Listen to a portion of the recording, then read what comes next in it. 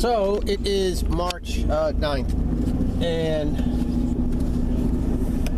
Wednesday, and we got a big old cleanup to do today in the backyard. So what I did is the lady rents the house out, and I wasn't in my ear, I was at my opening.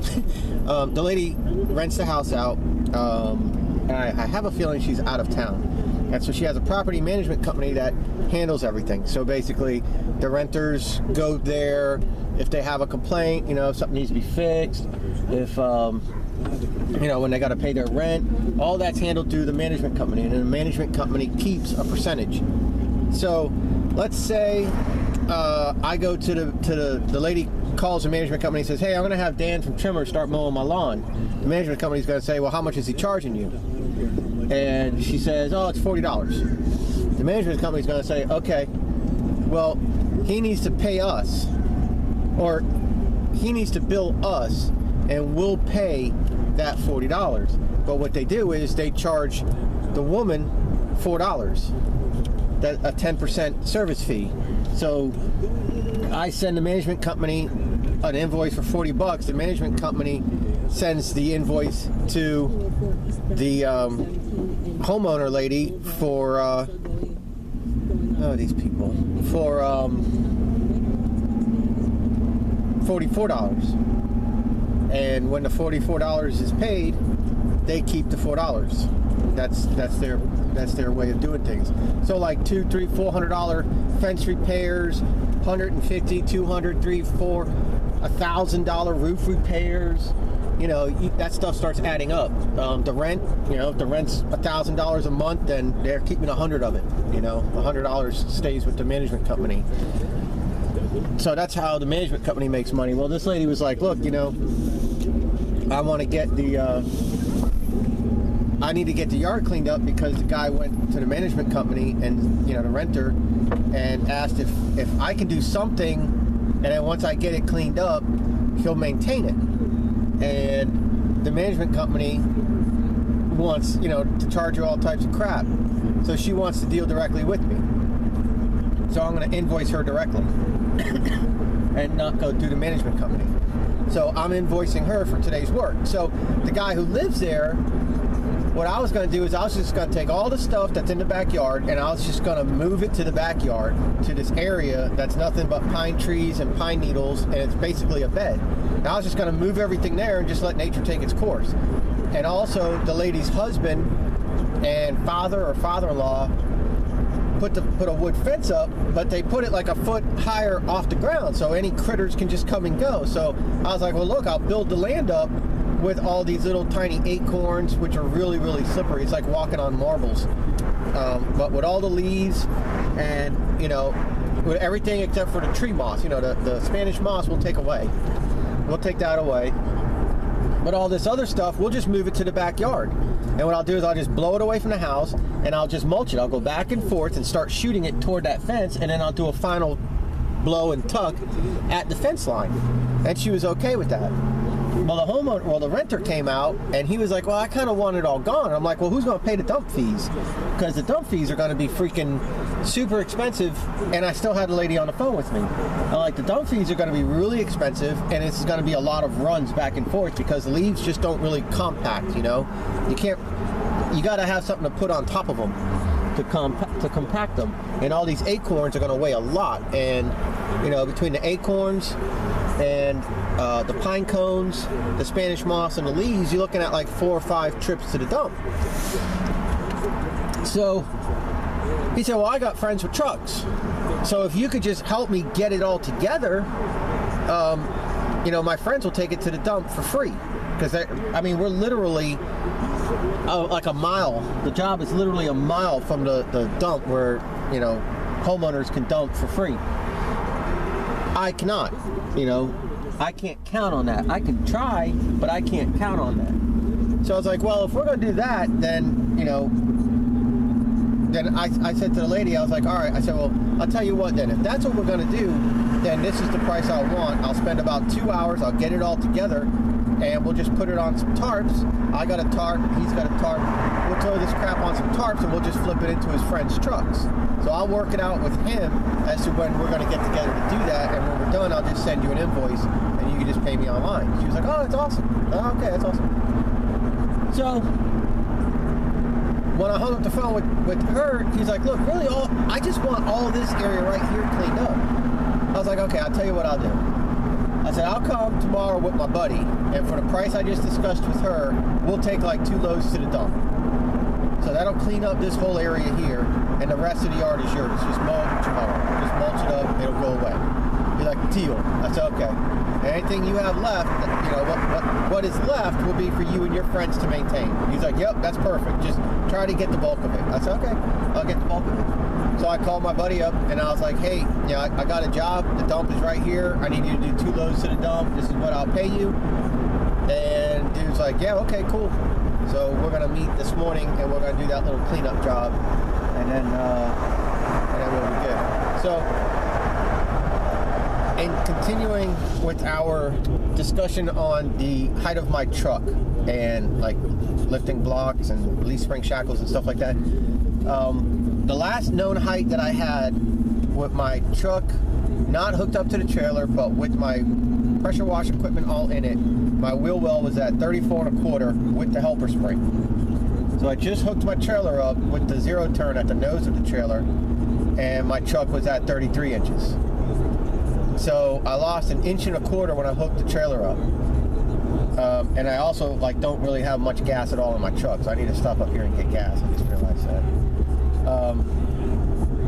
So we're looking at 1 1/4 loss, but I also burned about 1/2 tank of gas. So now I need to fill up, and we're probably looking at about 1.5 inches. So I think I'd be satisfied with 2 inches of lift in the back of my truck. So I can do it with the 2-inch blocks that I have, or I could do it with the 3-position shackles that I have. So hang on. Listening. Okay, never mind. I thought they were giving a traffic update, because traffic is absolutely deplorable right now with where I'm looking. This is really bad. But whatever. I think it's the stupidest thing. Now I lost my train of thought. Dang it. Okay, yeah. So the leaf spring shackles or the lifting blocks. I'm not really sure yet. I'm not sure which way I'm going to go. I have both right here, sitting right behind me. I have both. So I don't know what I'm going to do yet.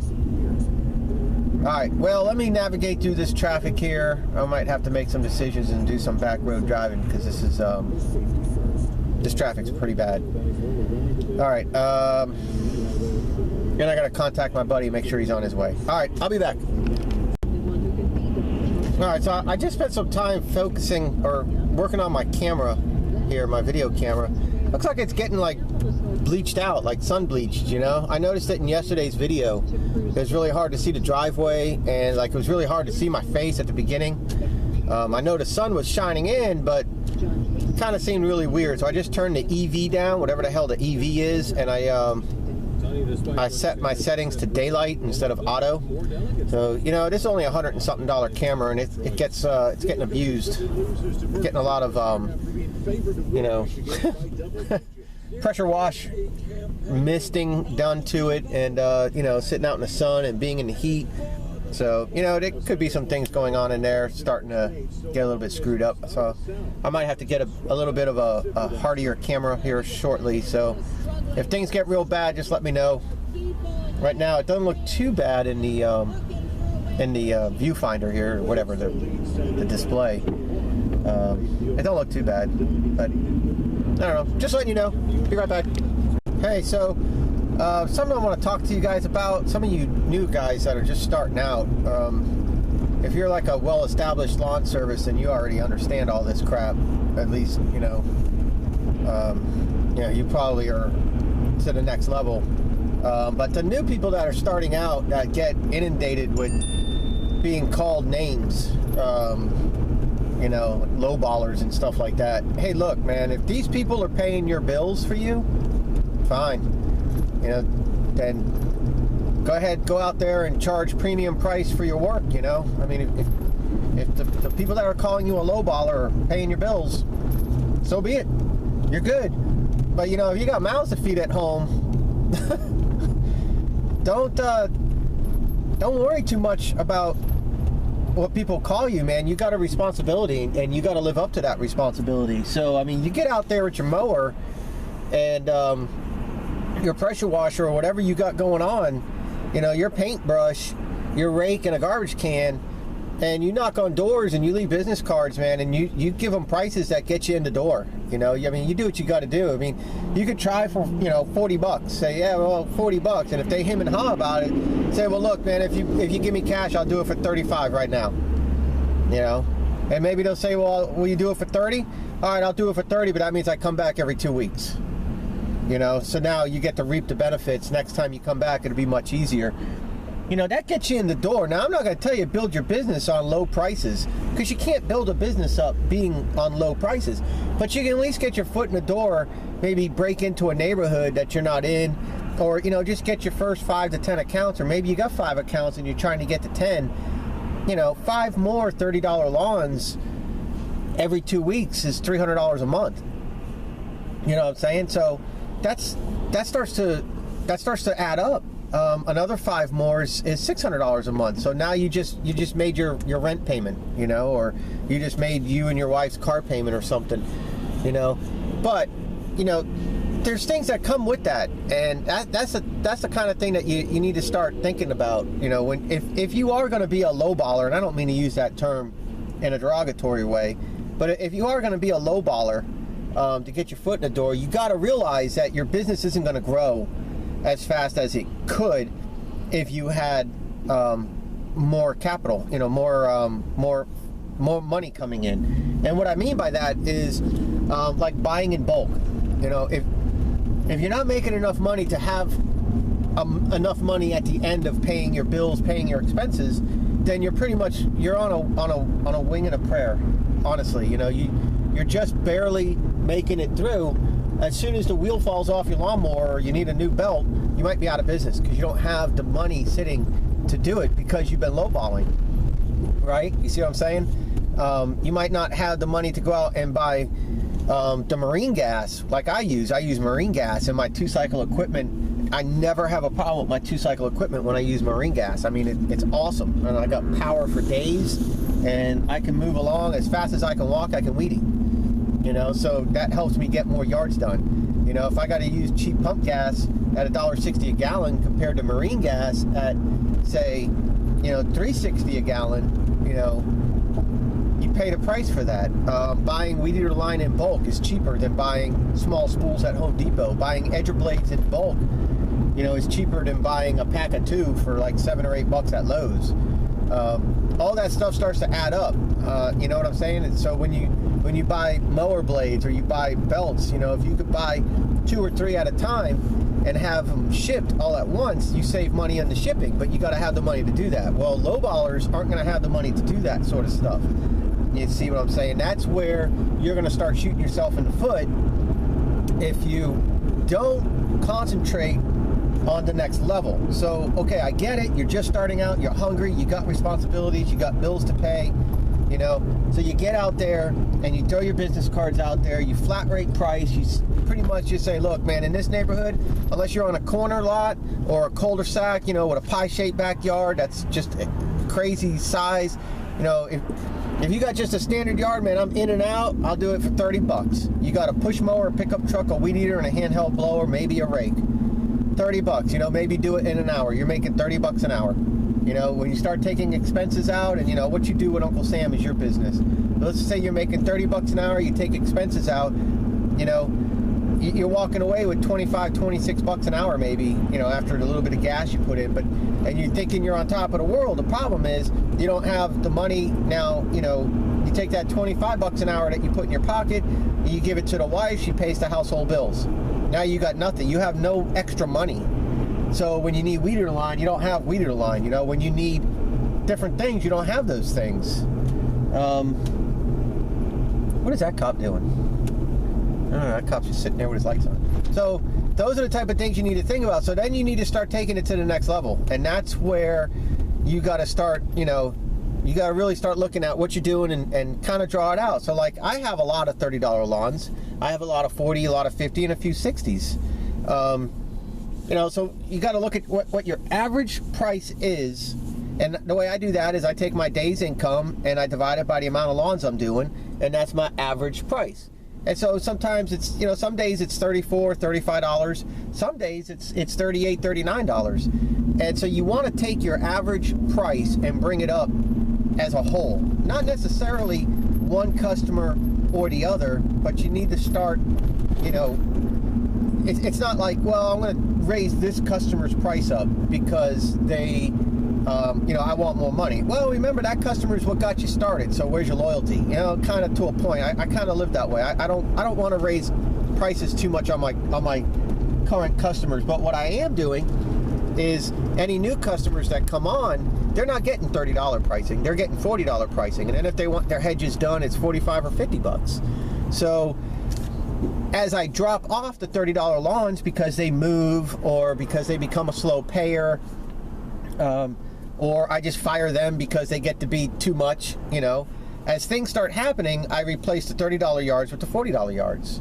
And, you know, and you're going to lose yards. I mean, there's no way around it. Customers are going to move. Customers are going to decide to do their own thing. Customers are going to fall financially behind. I mean, things are going to happen that's going to cause you to have openings.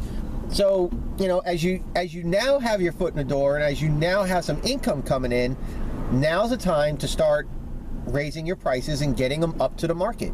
So, you know, these big lawn companies are coming by with you know, big old trailers and stuff, and they're charging $40 or $50 for a lawn, and you're over here with a push mower charging $30 a yard. It's time for you to start, you know, getting it up there to the $40, $50 prices, so you can then take it to the next level. Maybe get yourself a little bit of a better push mower, so you're not working so hard. Maybe become a little bit more productive. You know, maybe you have a push mower. Maybe you can get yourself like a Troy BILT, like I got, the rear-wheel drive self-propel mower. Awesome mower, man. It really makes things much easier on your body to have a powerful push mower like that that's got the self-propulsion. You know, a small mower, I should say. When you start, you know, start thinking like that, start saying, okay, all right, I got some money coming in now. You know, you sit down with your better half and you say, hey, we got some money coming in now. So now I'm going to start raising my prices on any new customers coming in. So, you know, now you start bidding a little bit higher and you get out of that whole lowballer thing going on. And, you know, pretty soon you're going to start doing a lowballer's rant. You're going to start saying, oh man, these people coming around with their station wagons with a push mower in the back, blah, blah, blah, blah, blah. You know, you're going to start getting upset with those people. You know, but you got to remember that they started out, you started out where they're starting out right now. And, you know, on and on and on, the vicious cycle goes. So, you know, the biggest thing for me to say to you guys right now, don't worry about the people that are like trying to insult you or calling you a low baller or you know, things like that. You know, I get it. I get irritated. You know, I see people with trailers falling apart. They don't have two nickels to rub together, and they got a riding mower on a yard that, you know, is too small for even a push mower, and they're out there charging customers, you know, 25, 30 bucks to do yards that, you know, I feel bad charging them 30 bucks. I want to charge them 40 bucks, you know, or more. And, you know, and I of course I get frustrated too. I look at it, I'm like, man, you know, I'm over here trying to feed my kids. Well, guess what? So's he. The difference is, I know that if I keep my prices up, I don't have to work as hard, and I have the money to keep my business going. And the ones that aren't, you know, get your foot in the door, get everything going, get some income coming in. But the ones that aren't quickly bringing their prices up, whether you're asking that customer, you know, hey, I need to, you know, we need to raise our prices this year, even just by $5. But if it's not that customer, then the next customers that you're getting, if you're not raising the price up on them, then you're just working in a huge circle, getting ready to run out of money. And, you know, the first catastrophic failure you have, whether you burn a mower up, you know, you have a theft, as soon as you have some type of a catastrophic failure, you're not going to have the money sitting in the coffers to pay for new equipment, to get yourself back out there, to pay for the repairs. And the next thing you know, you're not only not able to work, but you're going to a pawn shop to buy a really cheap push mower for 60 or 70 bucks, and then you're knocking on doors for 10 bucks because you're so desperate for money. And you know, you see that happen, and it's a cycle that just goes down and down and down the line. So hey, get out there, get your $30 signs going, you know, get your $40 signs going, whatever the market is. Try to be in the market, but if you can't, just get your foot in the door, get some income coming in, feed your kids, do what's responsible.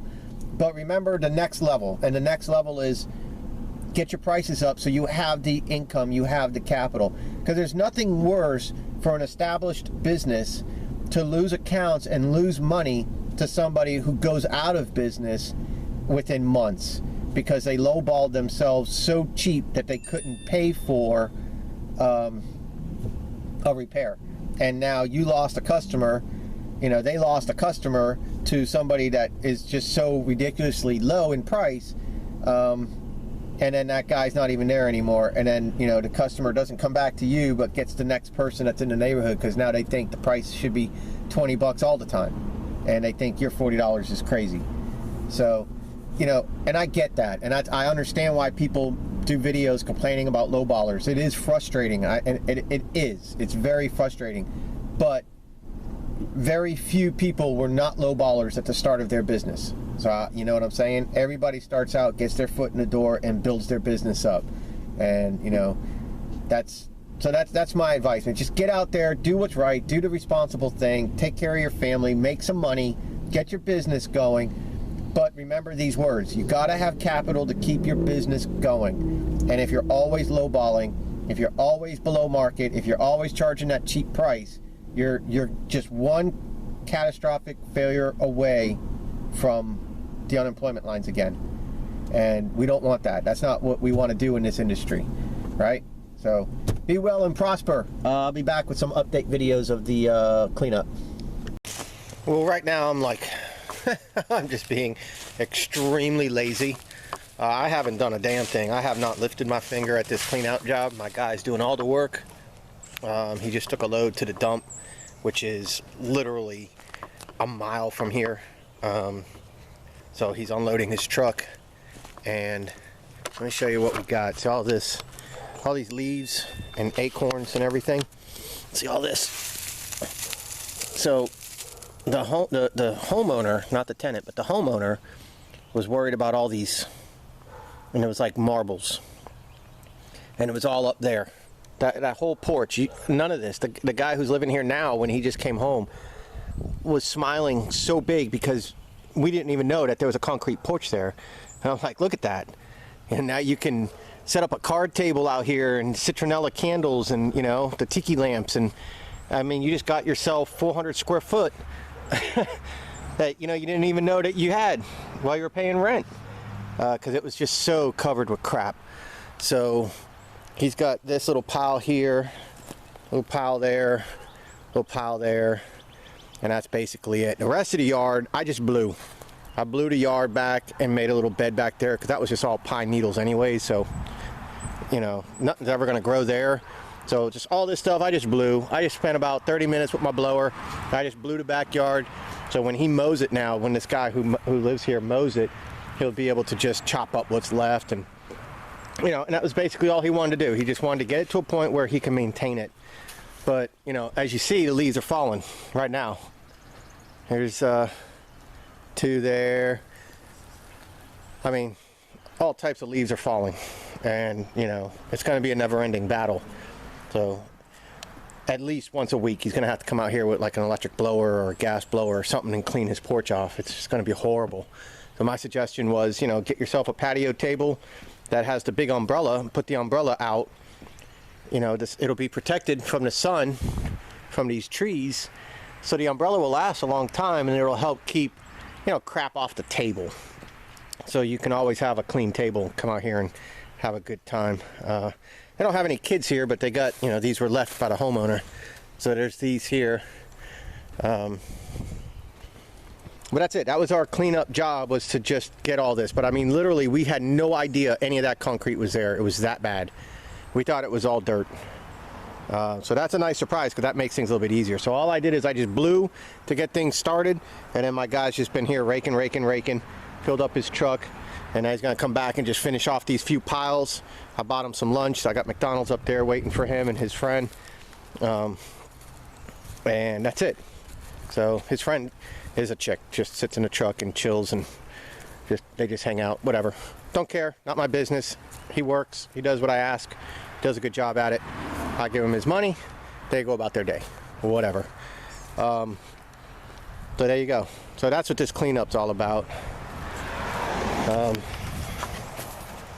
So what I think I'm gonna do is, you know, now that I have that empty 4x8 trailer, because I got my pickup truck hauling my pressure washer, I think what I'm going to do is see if the local trailer shop where I bought my trailer, see if they have the bed rail kits, or not bed rail kits, but the rail kits for side rail kits, those 2x4 mounts, because my trailer has the holes for it already drilled in the frame.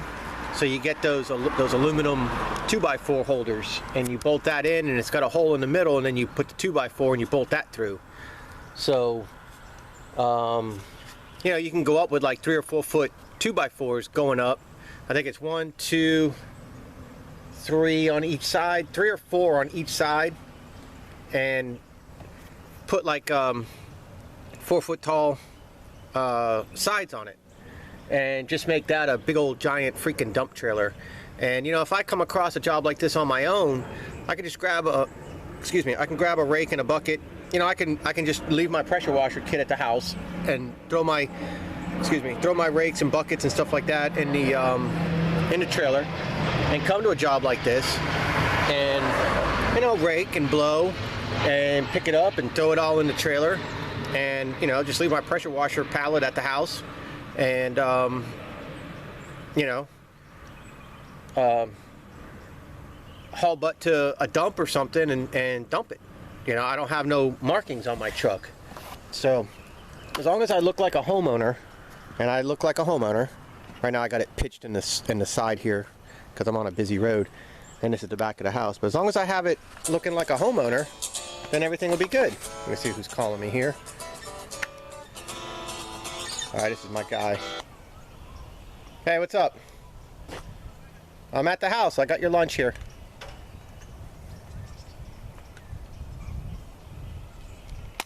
Okay? Okay, yeah, I got your lunch. I'm back here. Alright, would you guys go to McDonald's? Did you guys... Oh, okay. Well, hey, when you go in that Donna Bella... You know, when you leave the dump, make a left, and then you make that first right where that little convenience store is or whatever. Yeah, just cruise all the way down to the end, to where that road ends, and then make a right, and then you'll be at our backyard. All right, cool. Later. Bye. Okay, so yeah, that's my guy. He's just now leaving the dump, so he wanted to make sure that I had their lunch. Cause I told him, go to the dump, and if you get in, let me know, and I'll go get you guys some McDonald's and meet you back here. Cause I'm that kind of guy, you know, whatever. 12 bucks for the two of them to eat lunch. That's fine. I got enough money in this job, and I'm literally not doing anything. I just blew off. Then I left. I went to go look at a job. Had a conversation with my wife about the kids, some things that, you know, going on with our family, and I'm just back here chilling. So I'll make sure that they're good to go. And then I'll probably leave and just leave it to him to finish off these last few piles. And just meet up with him later to get my rakes and garbage cans from him. I'll probably just take off. I don't know. Maybe I'll stay, get some finished pictures. But I already sent some pictures to the homeowner. So my phone was just going off, as you guys heard. The text messages were going off, so she's probably thrilled. So, but that was just an update. That's just what I got going on right now, and a little bit more back about, you know, talking more on the that whole low ballers thing and stuff like that. You know, please don't get me wrong. I'm not saying be a low baller. I'm just saying, because, you know, the end all is, if you're a low baller, you know, if you're going in below market, there's a reason why there is a market, and if you're going in below market, then you can expect to not last. That, you know, I mean, that's just a bitter truth. You can expect to to not be able to overcome the catastrophic failures that you're going to have in your day-to-day operations. Things are going to happen. Deaths, breakdowns, replacement parts, those things are going to happen. They're going to end your day, and if you don't have the money to go someplace and buy it right now, then you're going to lose that customer, and you're going to look like a monkey operation, and you know, you're going to lose customers. It's just that simple. So just, you know, I don't want anybody getting mad at me saying I'm saying be a low baller. I'm not saying to be a low baller. I'm just saying get out there and do what you got to do. Charge what you need to charge, but be prepared that if you are a low baller, be prepared for the simple fact you're going to lose your butt, and you're not going to be able to stay in business very long. But you do what you got to do. You know, I don't like using the term low baller. It's like derogatory. But you know, if you're charging below market, then just be prepared to have to jump through hoops really, really fast when something happens. And it will happen. This is a dog-eat-dog industry. I mean, from injuries on the yard to broken windows to, you know, broken machines to theft to everything. All that crap happens, man. Gas happens. Everything happens. So you got to have the money. You got to be charging enough money to be able to you know, keep your business operating and get yourself to a position of legal, you know, with your licensing and your taxes and insurance. You know, those things are important, and you want to make sure you're charging enough money that you can get to that point as soon as possible and overcome failures that are going to happen. So, you know, do what you got to do, make your money, but don't stay, you know, at these extremely low prices thinking, you know, that you're growing your business so fast and you're all that. Anybody can grow their business fast if they're charging half of market value. So, you know, the thing is, you're not going to be able to stick around, and you're going to be doing twice the work than everybody else. So just, you know, just keep that stuff in mind. But get out there and do your thing, guys. All right?